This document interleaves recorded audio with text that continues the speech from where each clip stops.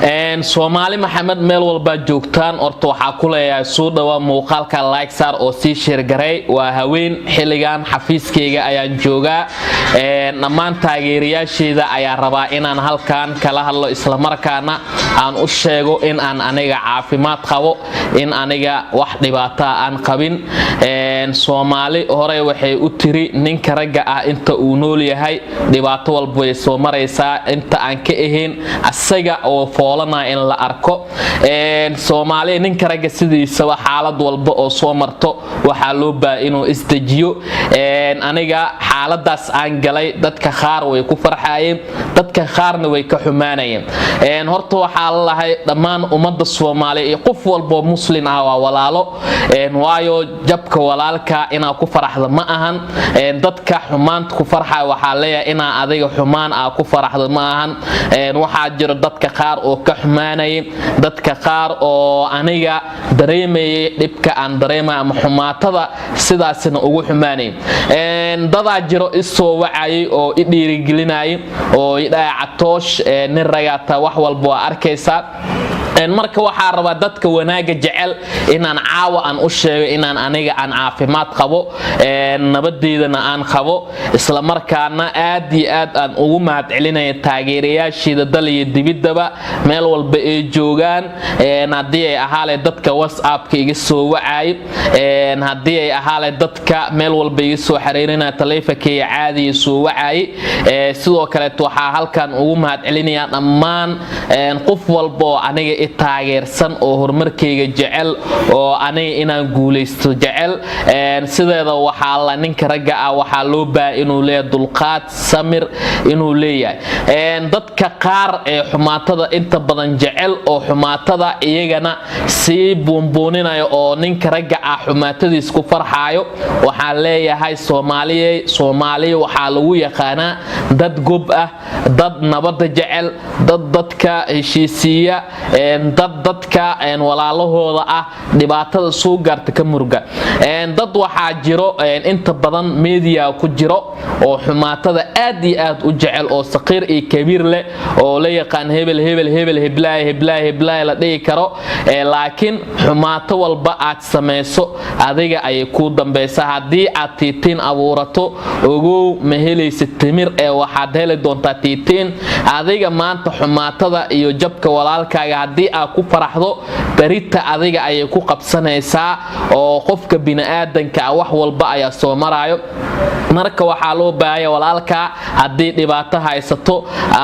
ina u duceyso adaa waxba u qaban karin barnaamijkan waxa taabagelinaya Afra Daafi oo ah hoyga canjira daafida iyo biisada kama marna cuntooyinka fudud Afra Daafi waxay ku taalaa agaarka isgooska Banaadir gaar ahaan suuqa qudaarta ina u duceyso hadii aad wax u qaban kartidna ina u qabato xaaladda markaas la taay waxa la ninka ragga ah laba jeerba lagu ma qoslo marka geeri ee gurigiisa ka dhacdo iyo marka dhibaato ay soo wajahdo waa labada mar ee loo baahay ninka ragga ah in loo heeliyo af ee gacan ee wax walba oo ugu heeli karta ina ugu heeliso dadka Soomaaliyeed waxa ku jira dad boqor ah waxa ku jira dadnimada wax ka yaqaan waxa ku jira dad caabinta iyo wanaaga ku wanaagsan dad xunna way ku jiraan laakiin waxa la badoo dhan hal malaaya xumeeyay dadkaas dhan oo wanaagsan maanta waxa ka soo horeyso boqolaal qof oo xun laakiin aniga ma fiirinayo xumaanta dadkaas ay wadaan ma fiirinayo gardarada iyo dulmiga ee bara bulshada ku sii wadaan aniga walaalka ahay waxba kama faa'iideysan maanta dad catoosha ilka baqda catoosha dhibaato gaarta catoosha saad hadaad waxba kama faa'iideysid horena waxa loo dhahaa hadalheyntu waa sharaf marka taa qof horumaray ma faatay waxa ilaahay aniga uu ii qoray oo ilaahay habeenka caloosha hooyaday aan galay la ii qoray waxaan ahayn aniga ma helay waxaan ahayn aniga ima soo gaarayin waxaan ahay shakhsi waalidiintiisa jecel waalidiintiisa ka dambeeya shakhsi maanta la ceshan karo walaalaya ceshan karo ehelaya ceshan karo waalidaya ceshan karo qaraabaya ceshan karto laakiin aniga waxa Soomaali weyn oo dhan ay ceshan karto laakiin aniga waxa raba wadada saxda ah inaad igu ceshan karto oo waxa la walaalkaaga hadii uu gardaran yahay gacanta ayaa qabanaysa waa u heelinaysa hadii uu gardaran yahay waa u heelinaysa hadii laga gardaran yahay waa u heelinaysa rasuulkeena Muhammad nabadgaliye naxariis korkiisa aatee ayaa asxaabta dhaheen hadii laga gardaran yahay waa garanay hadii uu gardaran yahay qaabkee ugu heelinayna markaas Allah walaalkaaga gacanta qabanaysa hadii uu gardaran yahay waa u sheegaysa hadii laga gardaran yahay waa u heelinaysa oo cadaalada u raadinaysa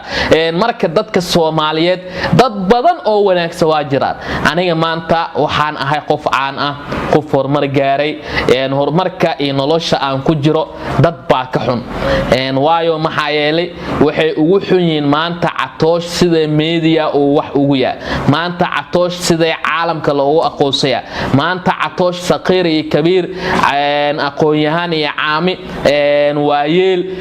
madax iyo shacab sida ay ixtiraamayaan ayaan aniga u ixtiraamaya shacabkay respect ayaa u haya aniga waa jeclaa dhamaan ummadda Soomaaliyeed meel walba ay joogaan qof walba mas'uul min shacab dhamaan ummadda Soomaaliyeed madaxay ii saareen dadka xun waxaan leeyahay Ilaahay ka cabsada xumaan ma fiicna ina xumaan boonbooniso ina been abuur aa sheegto wajigay waa ka arkaysa wax garaafa amale dada Catoosh wajiga la bedelo waa arkaa oo media wado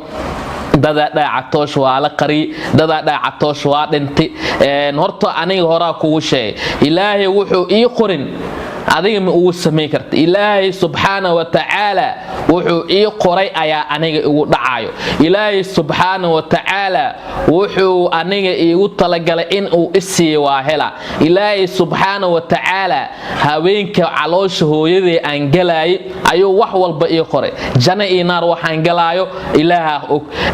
wanaag iyo samaan waxaan sameeyna Ilaaha og qof walba oo dunidan saara walaal adduunka uu kula weynaan adiga waxa laga yaabaa dadka qaar oo aaminsan adduunyada inay labeen tahay dada aaminsan media in lacag laga sameeyo baaba Catoosh uma soo gal media in uu lacag ka sameeyo uma soo gal media in dhaqaale uu ka sameeyo hadii aan rabo in aan dhaqaale ka sameeyo mar hore ka sameeyla baaba ma faan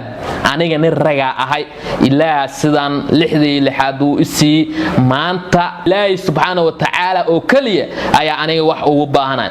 sidoo kale waxa u mahad celinaya dhammaan shacabkii maanta ilaa yacaaba taagnaa oo aniga aad iyo aad iiga walwalaay oo aniga aad iyo aad iigu soo duceynay